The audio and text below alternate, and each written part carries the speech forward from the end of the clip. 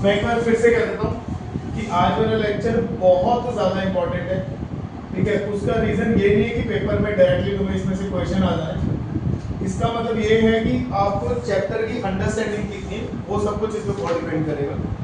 I make sure कि जो last का पार्ट मतलब जैसे जैसे चैप्टर मैच्योर होता जाएगा आपको चीज़ें आसान लगनी शुरू हो जाएंगी, चीज़ें शुरू में बहुत मुश्किल लगेंगी। कॉनिक सेक्शन अब से पहले मैंने सिर्फ आपको जो चैप्टर एनसीईआरटी में लिख रखा है वो बताया।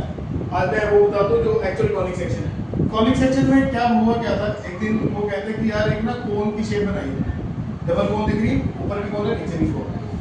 फिर उन्होंने क्या किया, डिफरेंट एक प्लेन लिया, प्लेन अब ऐसा समझ लो कि एक ग्लास स्लैब लिया, तीखा ग्लास, इसको ना काटना शुरू किया अलग अलग तरीके से। एक बार तो बिल्कुल ऐसे पैरेलली काट दिया, फिर कभी ऐसे टेढ़ा काट दिया, कभी ऐसे टेढ़ा काट दिया।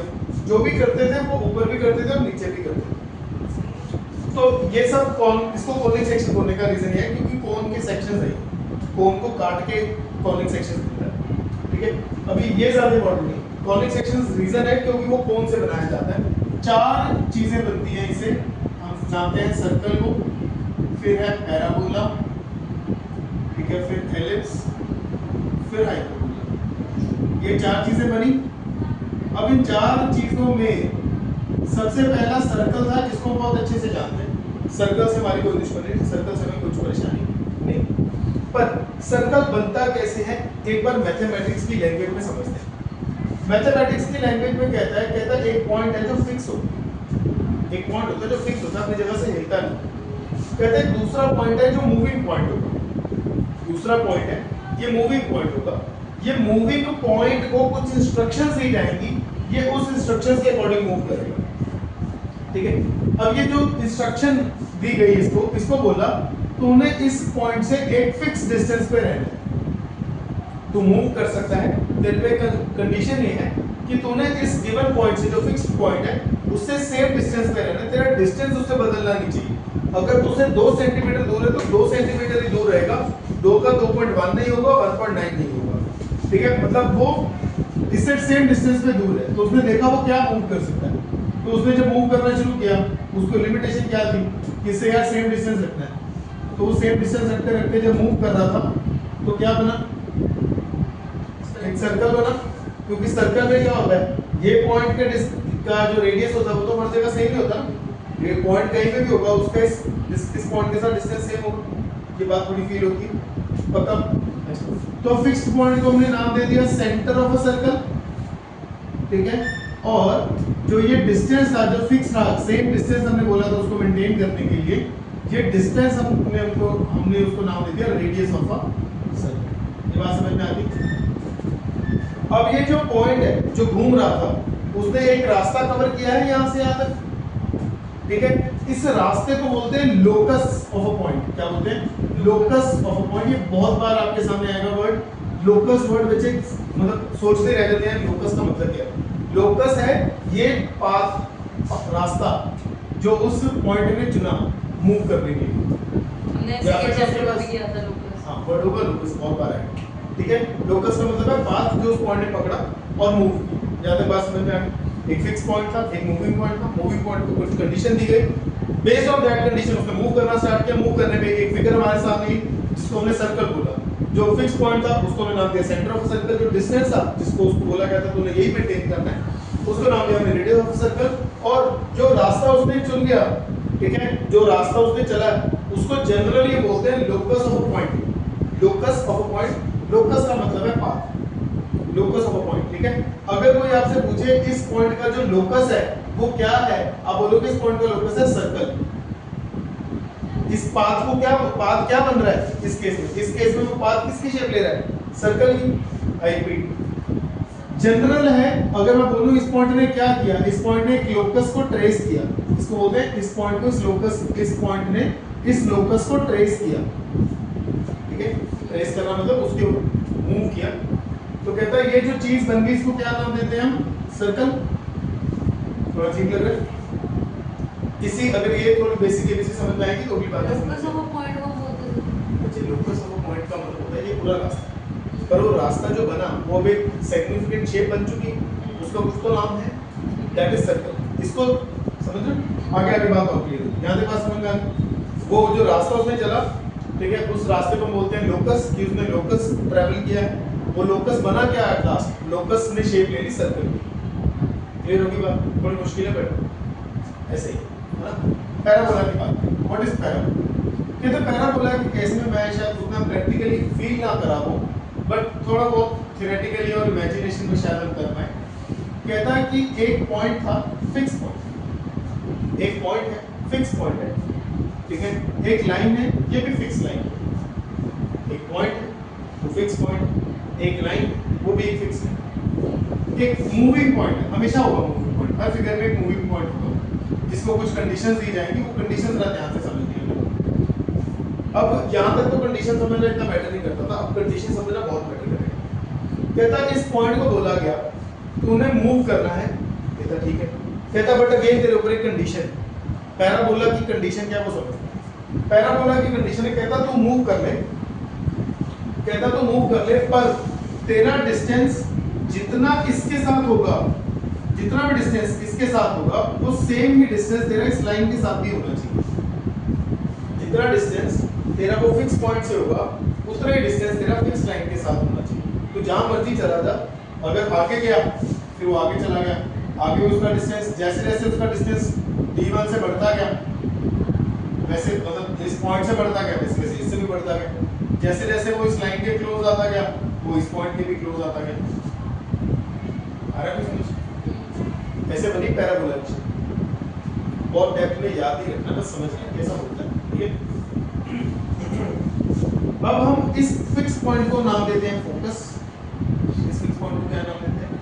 फोकस। इस फिक्स लाइन को नाम देते हैं डायरेक्ट्रिक्स। फिक्स लाइन को क्या नाम देते हैं? डायरेक्ट्रिक्स। तीनों में ही बचे हम लगभग सेम काम करेंगे, ठीक है। हल्का फुल्का डिफरेंस होगा, सर्कल में काफी डिफरेंस होता है, इनमें हल्का फुल्का डिफरेंस होता है। ये फिक्स पॉइंट को फोकस बोलते हैं, ये फिक्स लाइन को बोलते हैं डायरेक्ट्रिक्स। जो ये डिस्टेंस दोनों का सेम है। अब यहाँ डिस्टेंस को नाम नहीं हमने कुछ दिया, हम क्या करते हैं इन डिस्टेंसेस की निकाल लेते हैं रेशो।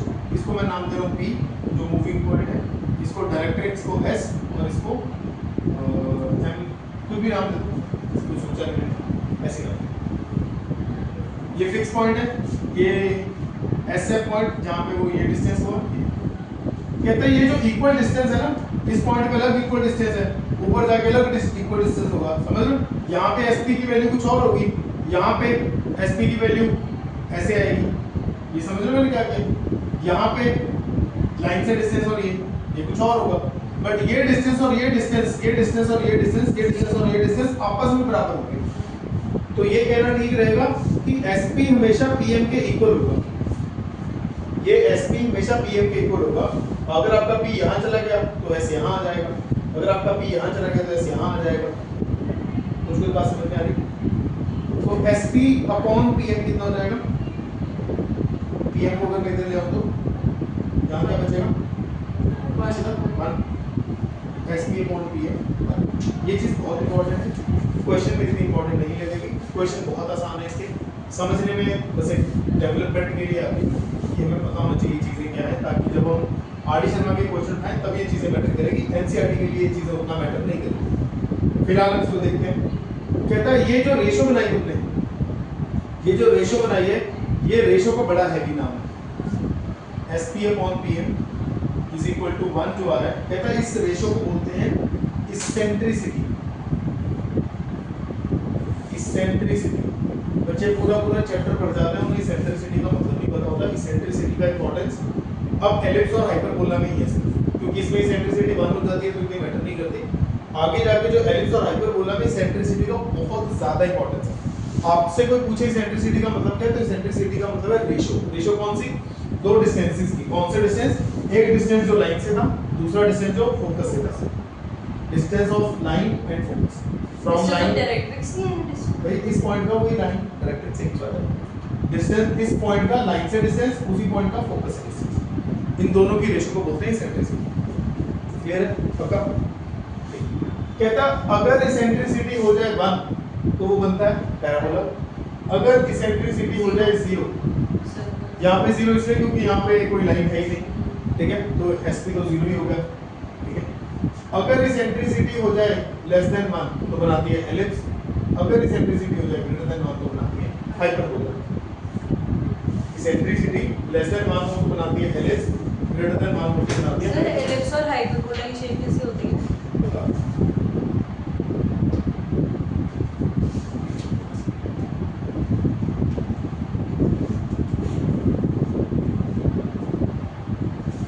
यहाँ तक ठीक है, ये सब एलिप्स और हाइपरबोला। तो अब हम सर्कल के बारे में पढ़ चुके हैं, पैराबोला के बारे में पढ़ चुके हैं, थोड़ा एलिप्स और हाइपरबोला को जान लेते हैं। ठीक है, थोड़ा एलिप्स और हाइपरबोला को जान लेते हैं। एलिप्स और हाइपरबोला क्या है? पहले एलिप्स को समझें, फिर हाइपरबोला की तरफ जाएंगे। कहता जैसे मैंने सिंपली बताया बिल्कुल सेम वही है। अब पॉइंट एक फिक्स पॉइंट है, तीनों चीजें मुझे इसी से बनी है, fix line fix point, fix line fix point. ये सिर्फ अकेला एक फिक्स पॉइंट ही रखता है अपने पास, इसके पास फिक्स लाइन नहीं होती। इन तीनों के पास fix point and fix line होती है। और एक मूविंग पॉइंट होता है जिसको कुछ इंस्ट्रक्शन दी जाती है। इसको इंस्ट्रक्शन इस बार दी गई कि भाई तुम्हें मूव करना है, ठीक है, तेरा जो रेशो इसके साथ और इसके साथ है, पहले थी इनकी वैल्यूज इक्वल होनी चाहिए। अब वो बोलेगा कि इनकी रेशोज इक्वल होनी चाहिए, इसकी और इसकी रेशो, एसपी और पीएम की जो रेशो है वो इक्वल होनी, सॉरी सेम रहनी चाहिए। चाहे मैं किसी भी पॉइंट पे जाऊं तो ये जो रेशो है वो सेम रहनी चाहिए। रेशो को क्या नाम दिया हमने? इसेंट्रिसिटी। रेशो का क्या नाम है? इसेंट्रिसिटी। कहता तेरी इसेंट्रिसिटी इक्वल रहनी चाहिए फॉर एवरी पॉइंट। ठीक है, पक्का? मैं फिर से कह रहा हूं, क्वेश्चन में ये सब काम नहीं आता, बट जब क्वेश्चन का लेवल बहुत डिफिकल्ट होने वाला है फ्यूचर में, जब हम आरटी शर्मा के क्वेश्चंस करेंगे तब ये बहुत ज्यादा मैटर करेगा। ठीक है, फिलहाल मतलब मैं इससे बात कर सकता हूँ, फिर डरना मत, क्योंकि अल्टीमेटली जब हमने एनसीईआरटी करी तब आपको ये चीज़ इतना परेशान नहीं यहाँ पे पास में पक्का? ठीक है, तो कहता है कि ये जो SP अपॉन PM है ये हर बार सेम तो रहेगा हर एक पॉइंट के लिए, बट ये हर बार जो भी इसकी वैल्यू होगी वो लेस देन 1। ठीक है, तो बनाएगा वो एलिप्स। एलिप्स कैसा होता है देखने में? एलिप्स होता है कुछ देखने में ऐसा, एलिप्स होता है देखने में कुछ ऐसा। अब हम इसके आगे अपना काम करेंगे। कहता है एलिप्स होता है देखने में ऐसा। ठीक है, अब पिछली बातें भूल जाओ।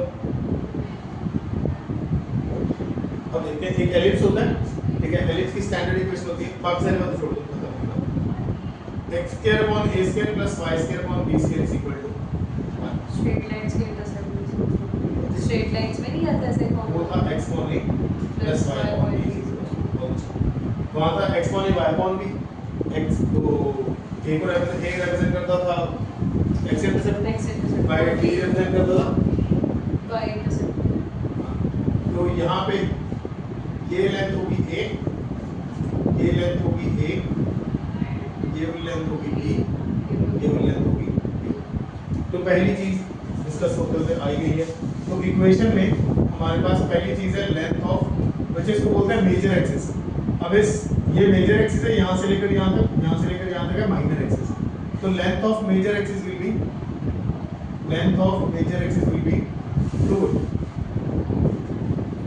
and length of minor axis will be 2b। ये b मिला के 2b बनाएगा। कहता है एलिप्स दो टाइप के हो सकते हैं, जैसे पैराबोला 4 टाइप के थे, एलिप्स 2 टाइप के होंगे। एक ये हॉरिजॉन्टल एलिप्स आपको दिख रहा है, एक इसी का एक वर्टिकल वर्जन होगा। तो जो वर्टिकल होगा उसमें मेजर y एक्सिस होगा। हाँ जी, ठीक है, एक वर्टिकल होगा कुछ ऐसा।